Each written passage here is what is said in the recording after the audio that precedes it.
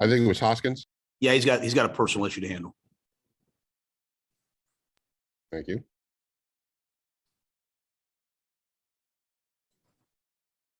Any more questions for Coach?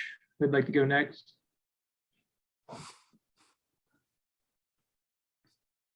We'll go to Darren Gant. Matt, could you talk about what you saw out of CJ in his first day of practice and what you think maybe the timeline is for getting him acclimated to what you guys do and sort of teaching him the system here?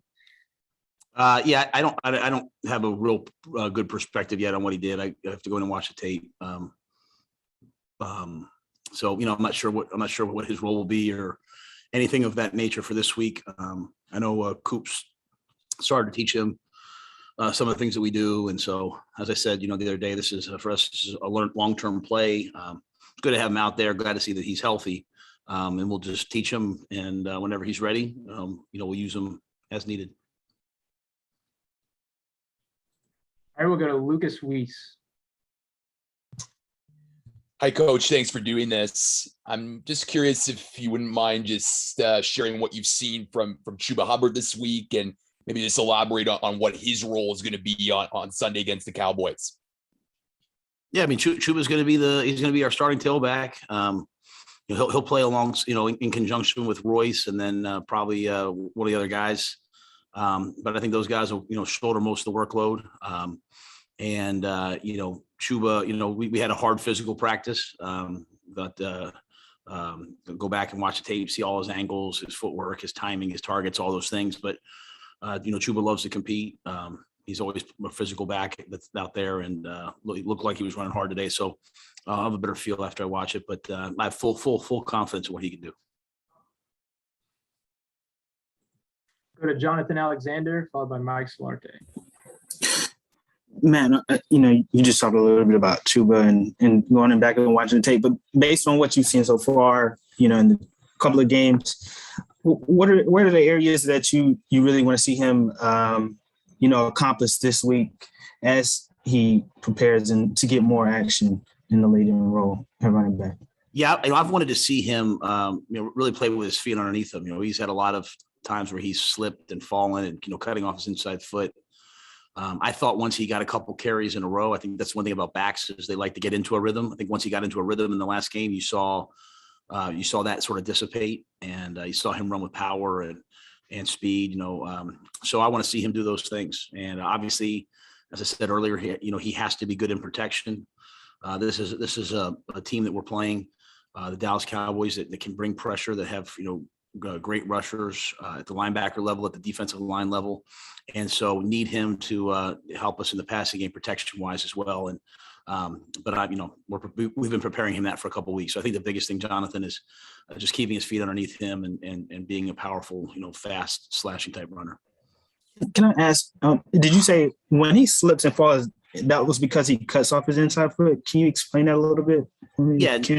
Yeah. So, sometimes, it really, when you cut, usually want to cut off your outside foot, and then playing off your outside foot and step with your inside foot. Sometimes when we get in a hurry at all positions, we see a cut and we try to take it. And sometimes we take off our inside foot, our foot goes out from underneath us. So, I'm not a running back coach, Jeff does a great job of that, but just sometimes he's had runs where he's just lost his footing. And, but we've kind of been saying to ourselves, like, hey, when he gets in a rhythm, the more he plays, the more comfortable he'll be. Never saw that in college. And so I think, as the game slowed down for him, you'll see him, and we have seen him play with more of a base. Matt, there is no blessing in disguise to losing a guy like Christian to an injury at any point in time. But with him going out as early as he did Thursday, that allowed you to kind of expand the playbook and get other guys, touches and reps and spots that they may not have had Christian been playing. How does that maybe benefit you going forward this week against the Dallas team with the way that they bring pressure? Yeah, no, Mike, I agree completely. You go back 2 weeks ago, he was obviously out for most of the third quarter this past game, for part of the first half and the rest of the second half. So Chuba and Royce have gotten in the game. They have played, so, we feel very comfortable with them. And, I think part of what Joe's been able to do this week with our guys, or what he has to do this week, is make sure that we're being as aggressive as we can as we put together a game plan, and make sure that we do the things that we do well, while also featuring the things that our players do well, because this is a defense we're facing that's, they're going to load the box. They're going to play man coverage. They're going to play match coverages. So our backs have to be equally as good running the football as is in protection and getting out in routes. And so having those guys have a chance to play was good for us. And so we know what they can do. And now we'll just try to feature that on Sunday. Go to Will Pawachik, followed by Scott Fowler. Matt, in terms of the decision to not bring anybody else, is that more of a characterization of you like what you have, or more optimism on Christian's timetable, or just you didn't see anything out there that you felt like was worth taking a chance on? I think Scott does a great job of always, having lists and looking for the next guys. I think, he was tracking a couple guys, some of whom, the new rules now where veteran players can be on practice squads has sort of changed the landscape of pro football. And I think we're optimistic that, we didn't feel like we had to put Christian on IR, that he would have a potential of being back before that fourth game. So I think those two things together. And then again, having Rodney Smith on the practice squad, he's a guy who started football games for us last year, and, he got hurt in training camp. And so, ended up on the practice squad, but he's someone that we know knows our offense. And so we're happy with Chuba, we're happy with Royce, and we're also very confident in what Rodney can do. Would you say, just to follow up, would Rodney be somebody who'd be a candidate for a game day elevation of some sort? Yeah, he and Spencer Brown. I mean, we like both those players. And so we're prepared to bring them up at any time. Matt, now that you've immersed yourself fully in the Cowboys, I just wondered if, I don't think we've heard your, sort of specific impressions of them, and particularly where their strengths are on offense.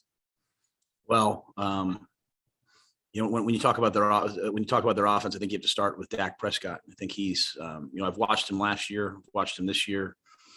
He's superb. He calls the game at the line of scrimmage. He's getting the ball out of his hand. He's the second fastest guy in the NFL right now from snap to throw, which is, emblematic or symptomatic, I don't know the right word, of a quarterback who knows exactly where the ball is going to go versus the defense, who's on the same page with his receivers, who's getting in the right plays versus the right, coverages, who's making sure that he's protected. They have a magnificent offensive line. I mean, Tyron Smith at left tackle is a perennial Pro Bowler. Martin's a great player, Pro Bowler. And then outside, CeeDee Lamb's a guy we competed against a bunch in college. Tremendous wide receiver. Amari Cooper is one of the best players in the game. The tailbacks, Zeke and Pollard, just excellent players. So I think they have the ability to run the football and throw it. They'll matriculate the ball down the field, or they'll be explosive. But I think when you just pull the whole thing back, it all goes back to, it's like watching Peyton Manning. It's like watching Drew Brees, call the game at the line of scrimmage. I think what Dak's doing right now is unbelievably impressive.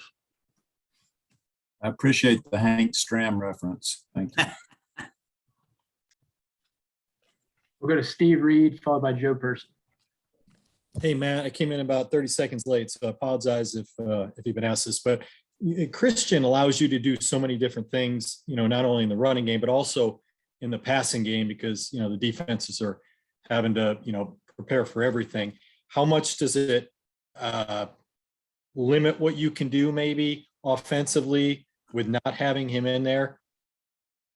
Yeah, I think we're just going to go out and run our offense. Obviously, you can't replace the production of Christian McCaffrey, but those other players they've been waiting for their opportunity, and who knows what they can do when given an opportunity. So I don't think it's fair or right to Sam and to the offensive line and to kind of go away from what we've been doing. We've been working on it for a long time. So yeah, we will feature some, different things. And every week there's certainly different formations and shifts and motions and different concepts that we work versus different coverages. But at the end of the day, our running backs are going to carry the football, and they have to get open, and they have to win, and you catch the ball in coverage. And so that's why we select these guys. And I think to a man, each one of them is ready to go out there and do the best that they can and make plays versus a great defense. Matt, what were your first impressions of CJ, and do you have a better idea what his immediate role might be? Yeah, they asked me that at the beginning. I said, I hadn't really had much of a chance to see him out there. He was obviously out there. I came right off the practice field, so I haven't had a chance to watch the tape yet. But he's healthy. He has to learn some more of what we do. He's got to learn the system. So he'd probably start in a limited role. And I don't know if that's this week or not, to be quite honest with you. I think we'll go through, watch the tape, see what he's ready for. The guys have been practicing and preparing, been with us for a while. Those are the guys that, we trust to go win the game, and we'll bring CJ along, and whenever he's ready to help us, he'll go help us. And it's great to have AJ out there today, really in a full-time role for the first time. So we've been training these guys, and they're good players. We expect them to play well. Do you have an idea what safety is going to look like? We'll obviously Chin will be one of the safeties, and then Champ or Sam will play the other safety. We'll go to Vashti Hurt, followed by Will Kunkel. Hi, Coach. The Panthers are one of a handful of 3-0 teams. Teams are undefeated. And I know you guys look at every week as 1-0. But if you look at the national coverage of Carolina, there always seems to be an asterisk next to the wins. And a lot of people are saying that this will be the first true test for this team. What do you say about what do you say to that sentiment? I appreciate it and love it. I would much prefer that than people saying that we're good. I tell our team all the time, man, I love about this team. I love the team that was down at Wofford, living in dorm rooms for 4 weeks. That was, eating in the cafeteria. I like the team that no one gave a chance to.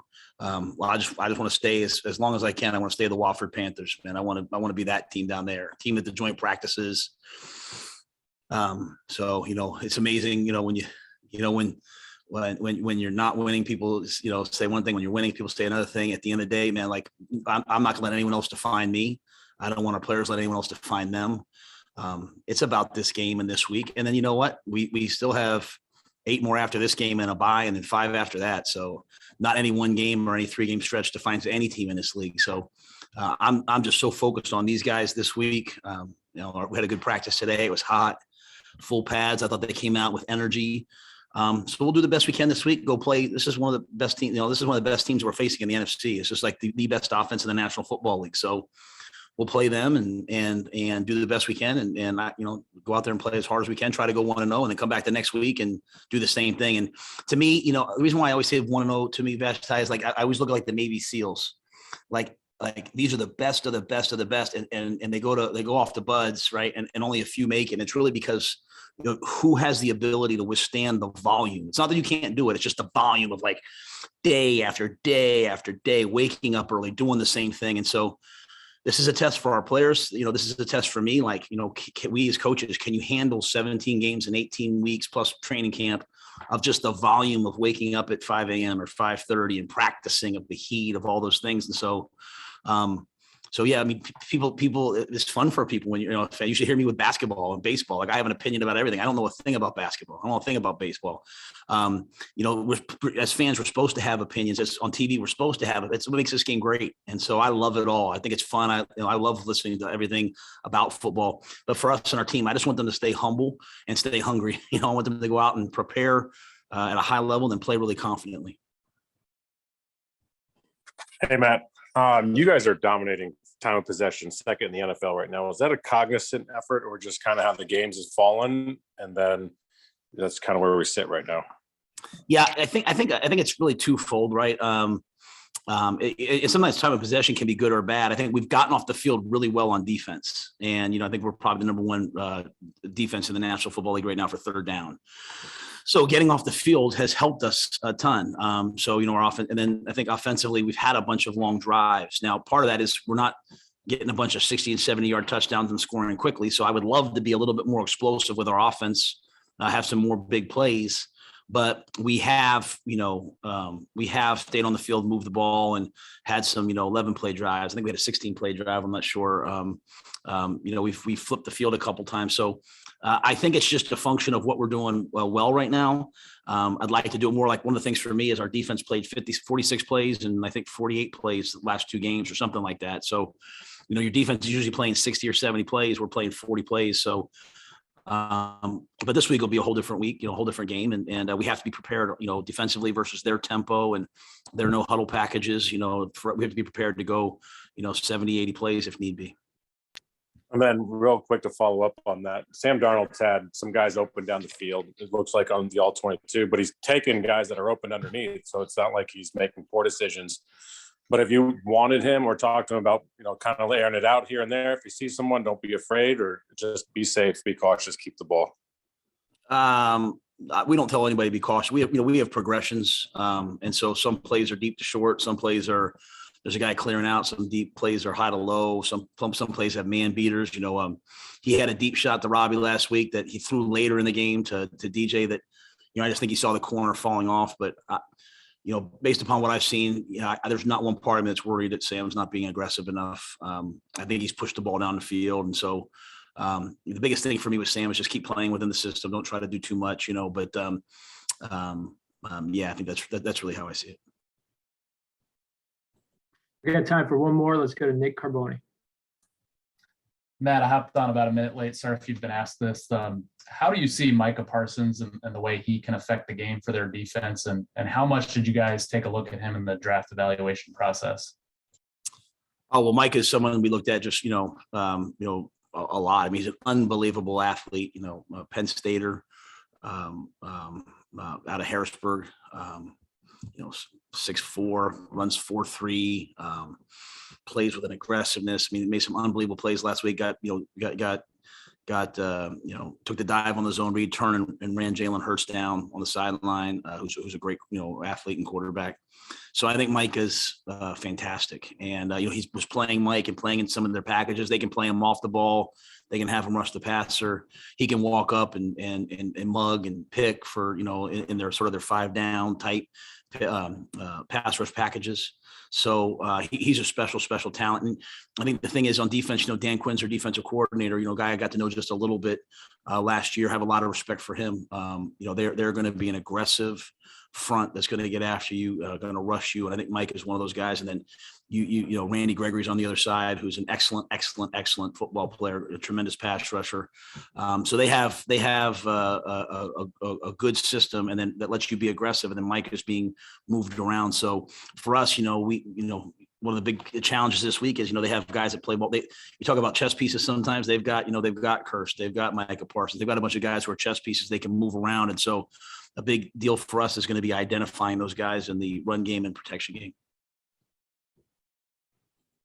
All right. Thanks, Coach. Thanks, guys.